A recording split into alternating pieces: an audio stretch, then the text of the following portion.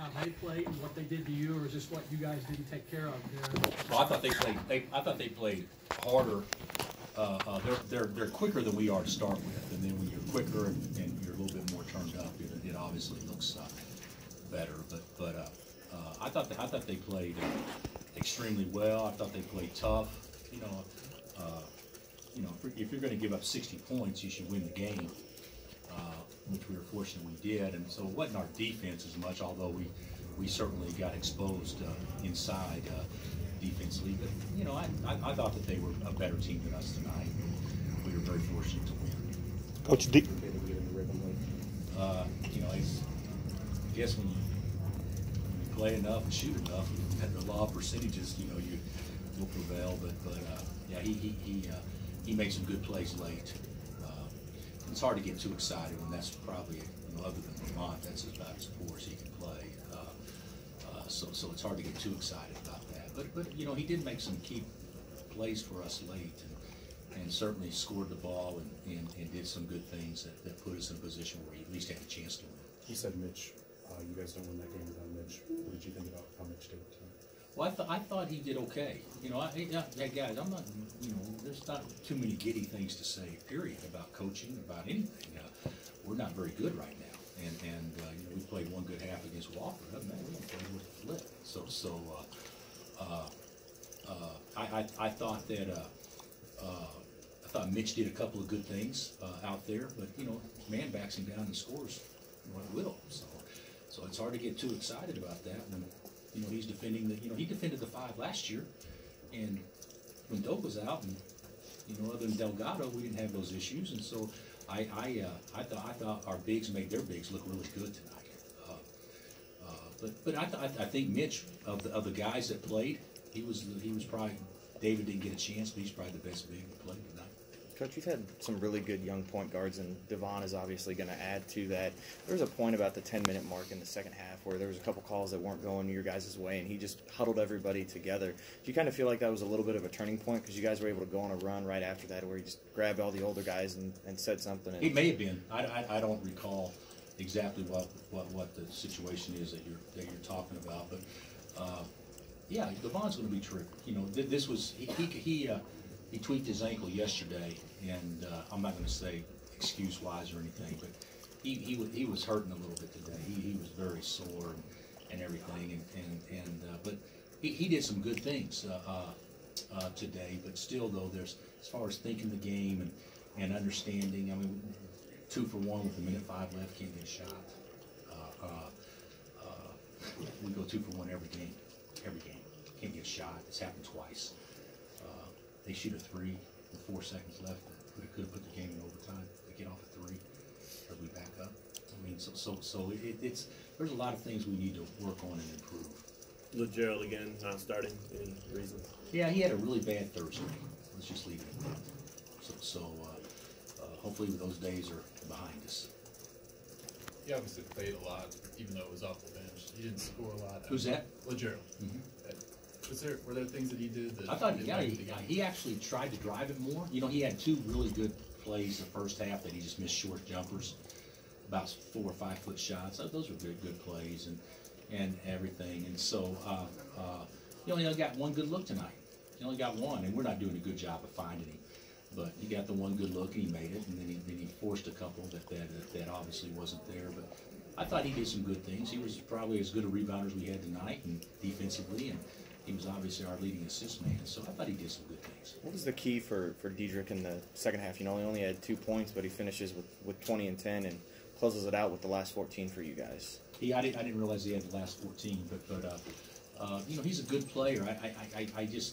He just has a natural knack for getting the basket. But watching the first half was frustrating because he didn't get a lot done in the first half, and he's better than that. So whatever he did to flip it or whatever, we need to bottle that and get him doing that right from the get-go. And I could care less about the scoring aspect of it, but certainly he's got to impact possessions. Fumbled balls, balls off his hands, things like that. So he can certainly play a lot better. He knows that.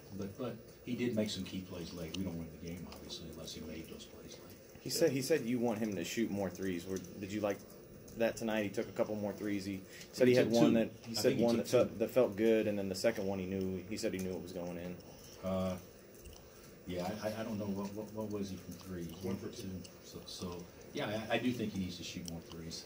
Maybe not quite as many when Doak's not in the game, but because we need to play him closer to the basket, because we got nobody on the glass offensively if he's playing away from the basket. So we with Doak in the game, for sure shoot more. But with him not in the game, I don't know if that's really what we should play to if we don't have another big in there. Hey Bill, big picture, just what improvements would you like to see just immediately with your team?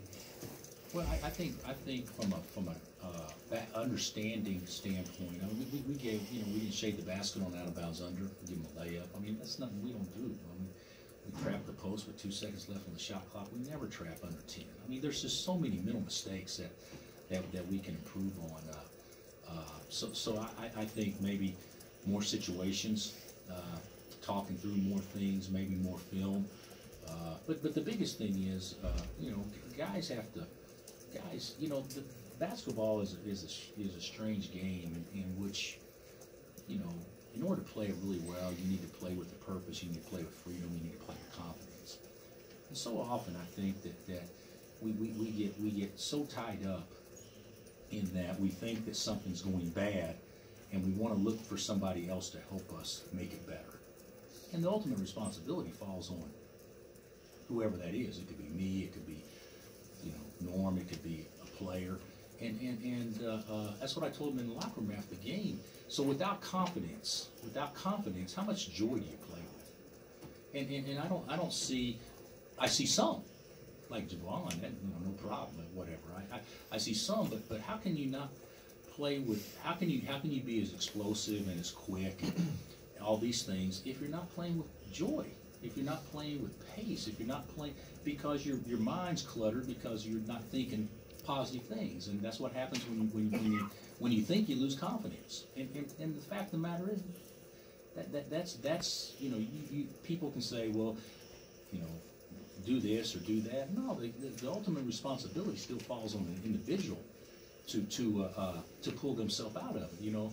If you're struggling in a certain area, then spend some extra time in that area to see the ball go in the hole. So that way the repetition gives you confidence, not just somebody say, "Hey, keep shooting." Hey, game. I think there's some things like that will show improvement quickly, because we can address a lot of those things. I've never been a big believer how you can go from one day being confident and the next day not. I've never been a big believer in that, and because that's not something somebody's taken from you. That's something that you rationalize in your mind to make you think that way. So I'm hopeful that we can have a tougher mindset and mentality that hey, we think we're a bad boy daily. If you miss a shot, if something's wrong with the ball, or you got fouled. I mean, it's not, oh geez, I missed that one, I gotta make. I mean, God dang, that's not how players think. Frank and Devontae Speed never felt like that. So we gotta. I think the guys, if they can kind of play with more freedom mentally, and that will play better, because I think we get tied up mentally, and I think that's as much as what we're doing right now. Because to me, we look slow, and that's what happens when you get tied up mentally. Your feet get heavy. So that's a long description on. All right, on thanks, how to Coach. do what. Okay.